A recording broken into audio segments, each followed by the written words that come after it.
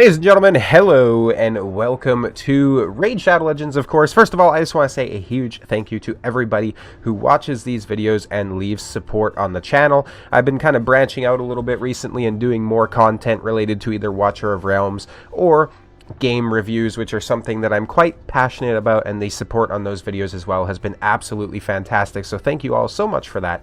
It means the world, as always. And what we're going to be talking about today is one that I would love opinions down in the comment section on as well. And it's going to be what I refer to as endgame boredom, essentially, or just lack of stuff to do in the endgame. So I'm at a point where I have completed my Marius, Ramen 2, and Arbiter missions, of course. I have gotten Marius fairly recently. I don't have Carnage yet, so I am currently working on that. I have Lamassu from the Siege mode. With Carnage, I'm well over halfway there. I've been a bit slow, especially on hard mode Centranos. I wasn't killing Amius and all those sorts of good things. I have the legendary reward here from Siege, of course.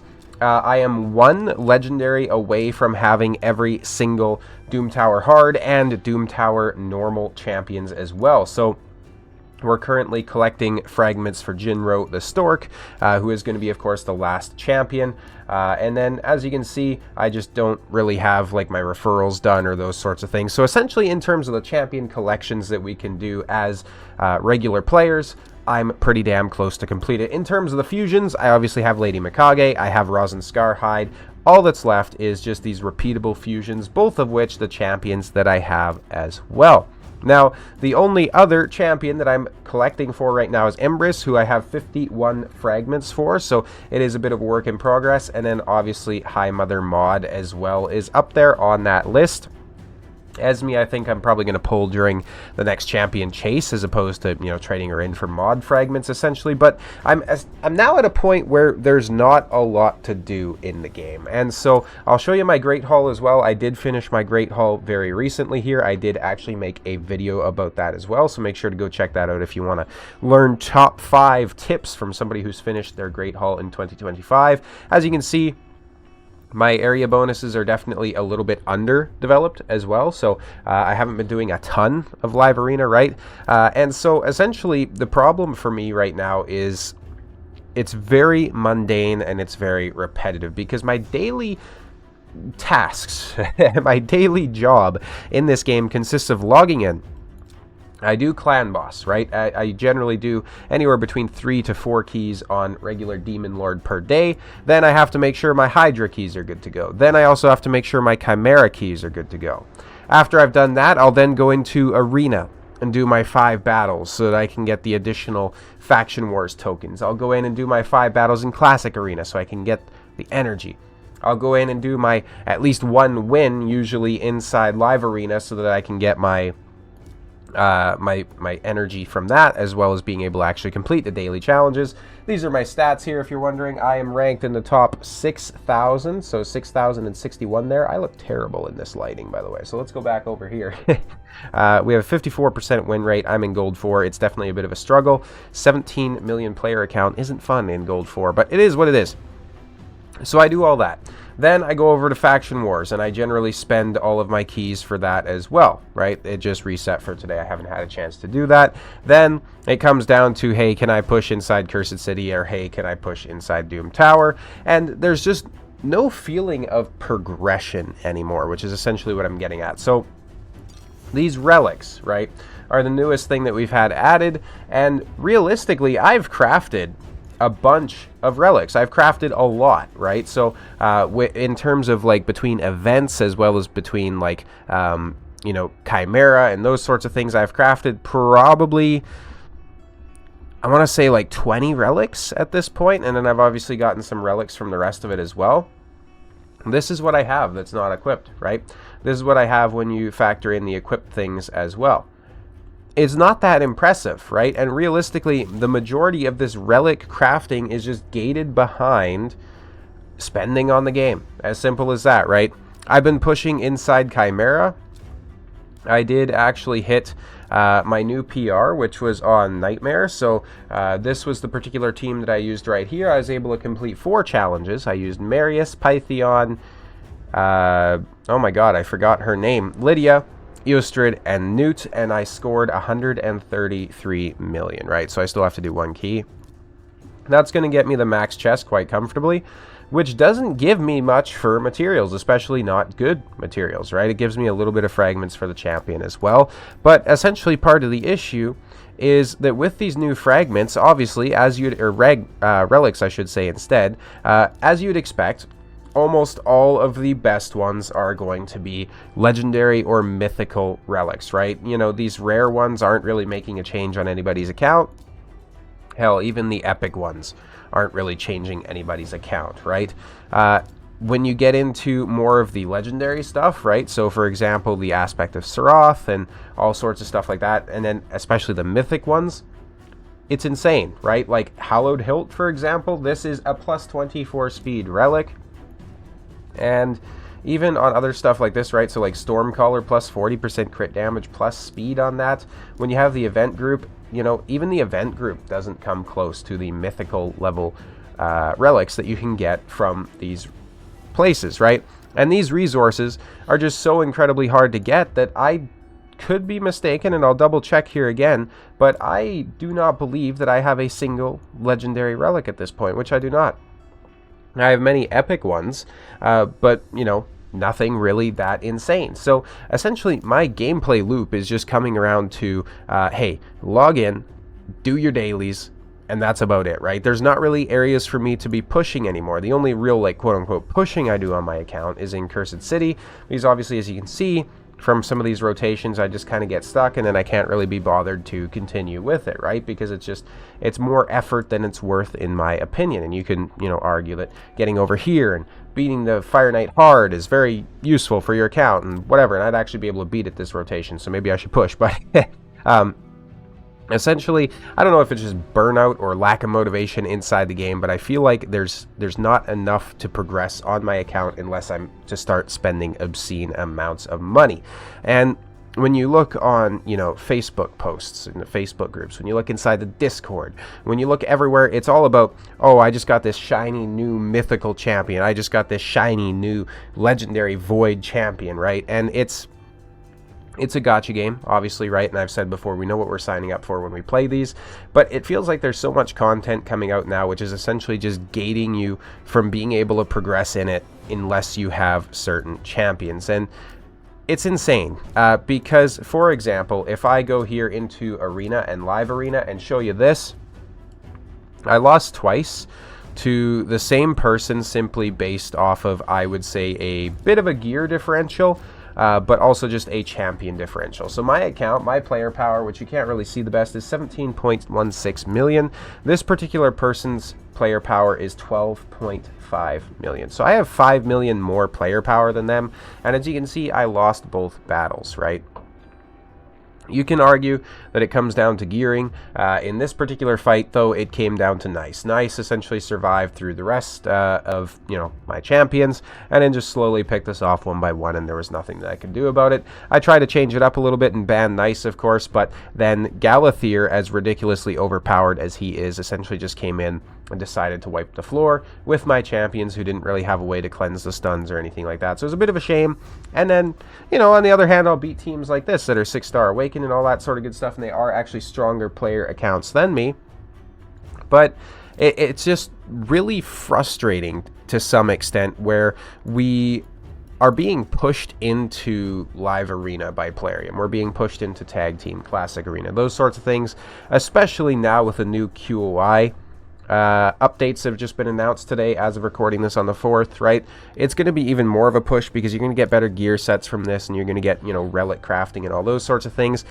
But the top meta comes down to, do you have Nice?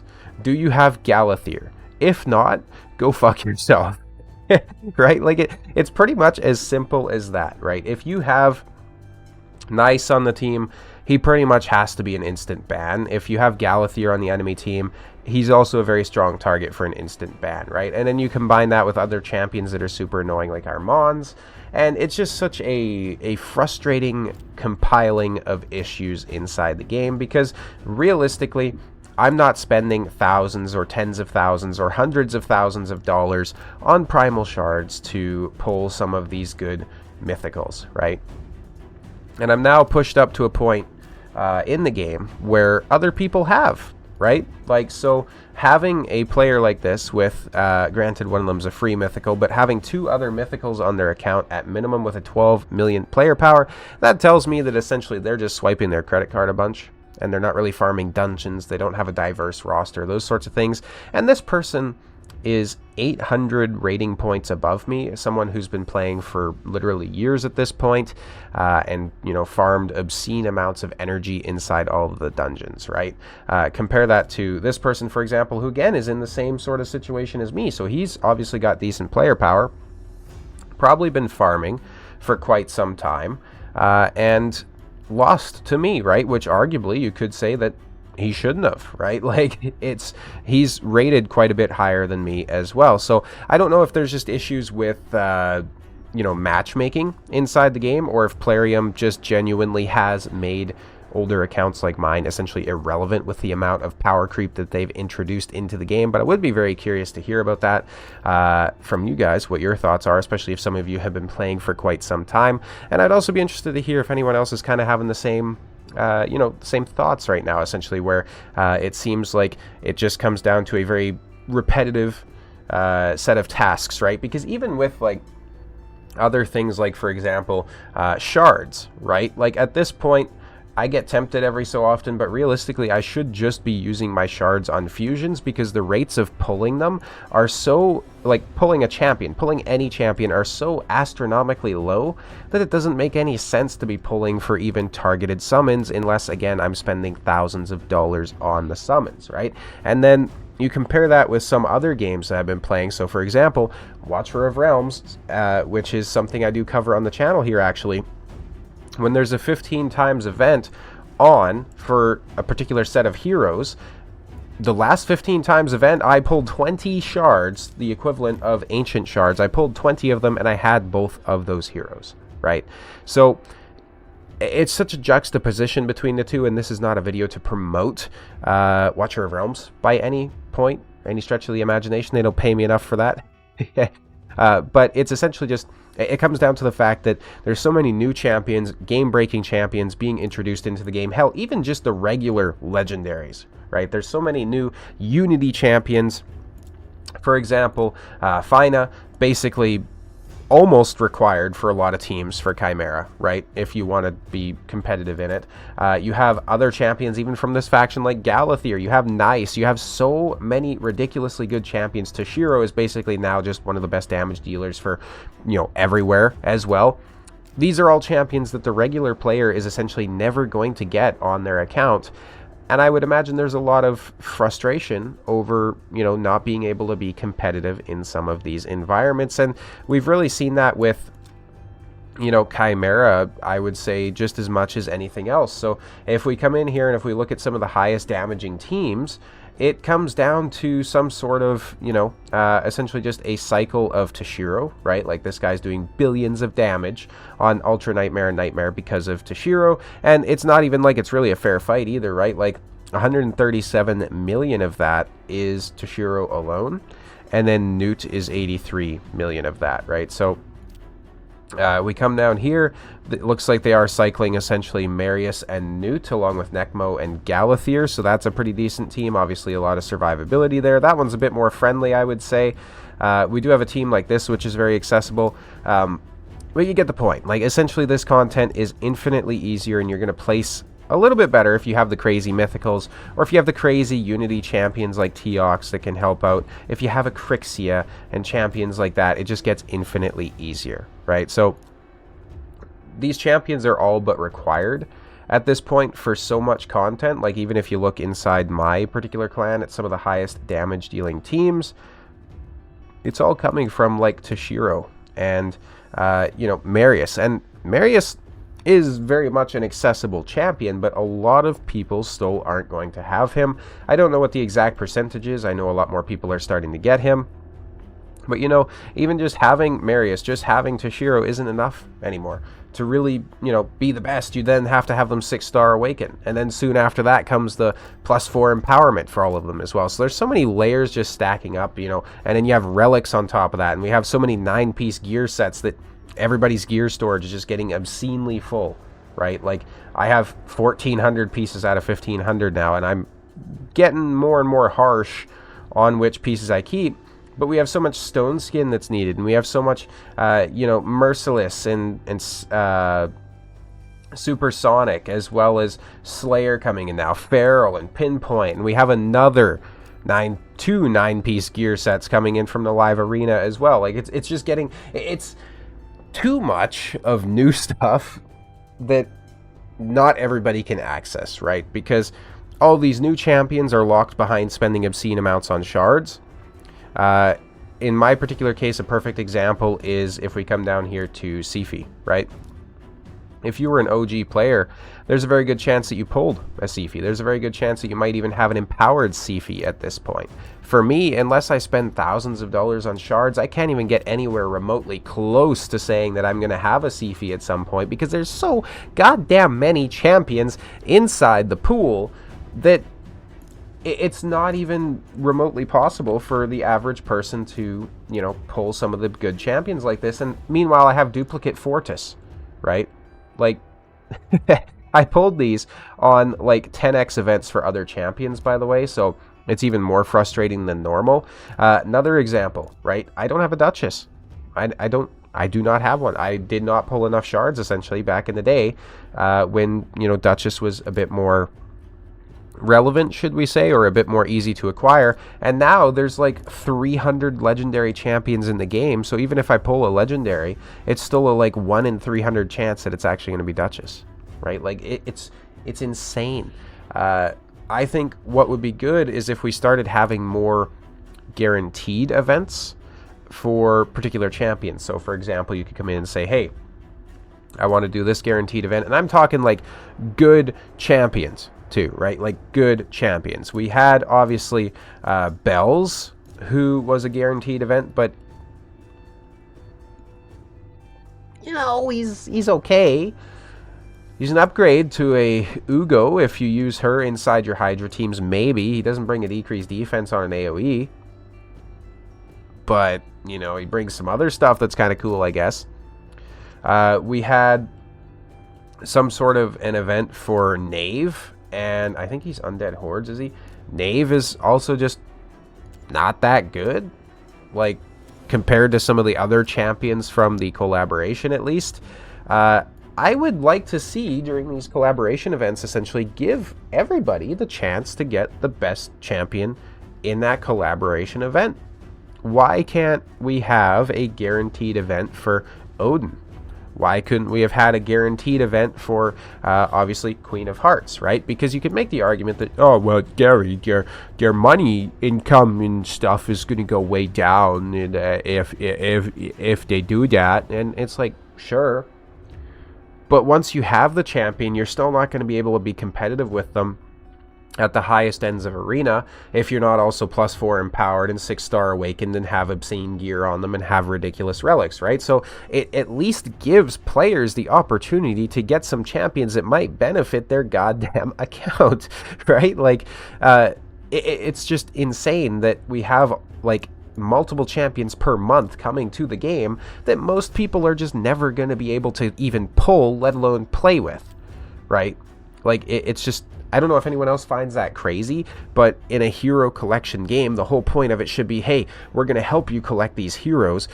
Maybe give us a little bit of money on the side so that, we can keep doing this. But it shouldn't be, hey, we're going to put a bunch of heroes into the game that are gate-kept behind a cash wall. Like, that's just predatory monetization 101 right there, essentially, right? And I'm sure I've said it before, but these kind of discussions are probably why I'm not a content creator in the content creator program, even though I've applied multiple times. But still waiting on an answer from Plarium, essentially. But I think something needs to change.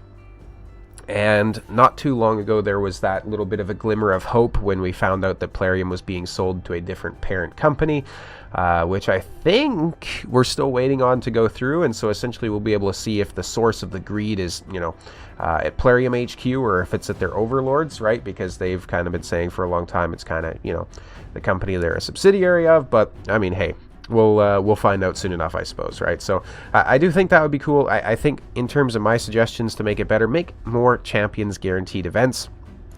Don't just give us the mediocre champions at best that are guaranteed, right? It's super scummy to lock champions, like for example the Queen of Hearts, behind the Champion Chase tournament, because, you know, even if I'd been sitting on all of my resources for the past 8 months and I spent all of my points possible to do that Champion Chase, there's still going to be somebody who's just swiping their credit card and they get it done, you know, instead of me anyways, right? So it's not anywhere remotely near guaranteed, and at the end of the day it's just going to result in me wasting my resources, and I'm sure that's the same sentiments that's felt by the average free-to-play player as well. So, you know, give us, or allow us to work more for, you know, champions, right? For example, when there was the soul event for Eostrid's 5-star soul, I worked my butt off and just like grinded out champion training and some other stuff at the time to do that, just so I could have the soul for it, right? And that's been probably one of the more impactful decisions on my account, having her 5-star awaken so that I can use her in different areas of the game. And, you know, if I want to run her with intimidating presence, or if I need to switch her out for brimstone for some PvE or something like that, right? It's super, super useful. So allow us to do that, but with champions, with, you know, gear sets. Like, don't lock these relics and gear sets behind the top high end of Live Arena. Like, for example, currently the Live Arena relics, they're putting out the only person who's going to get mythical access or get like mythical fragments to craft, right? So relics, you come in here, I only have some legendary, but you can also get mythical materials. The only person who's going to get that out of the entirety of Live Arena is the person who finishes in first place. How ridiculously stupid is that? The person who debatably needs this stuff the least is going to be the only person to get it, right? Like, this is quite literally just a reflection of reality at this point, where we have people starving on the streets, and then on the other hand we have people that are hoarding hundreds of billions of dollars, right? Like, you know, and I don't know where you stand on that. That's a very complex social issue and all that sort of mumbo jumbo, but it's the same thing essentially, right? The people who have just keep getting, right?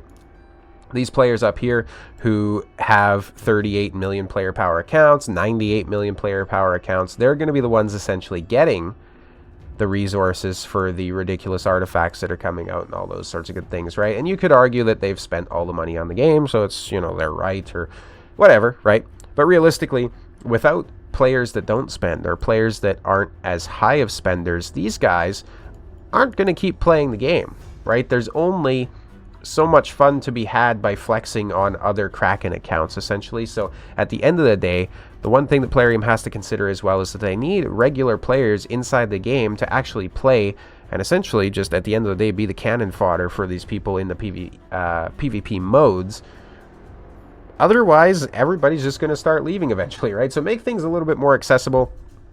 I seen a post on Facebook earlier, and I think this is kind of where I'll finish off, but I seen a post on Facebook, and it was Plarium promoting the new champion that they're introducing into the game. It might have been a TikTok ad, I don't know, wherever it was on some sort of doom scrolling social media, and it was essentially just like a samurai dude that they're going to be putting in the game. And the majority of comments on that post, including the top rated post, which had comment, which had almost as many likes as the actual post itself, said, "Oh boy, this looks exciting. I can't wait to not get him."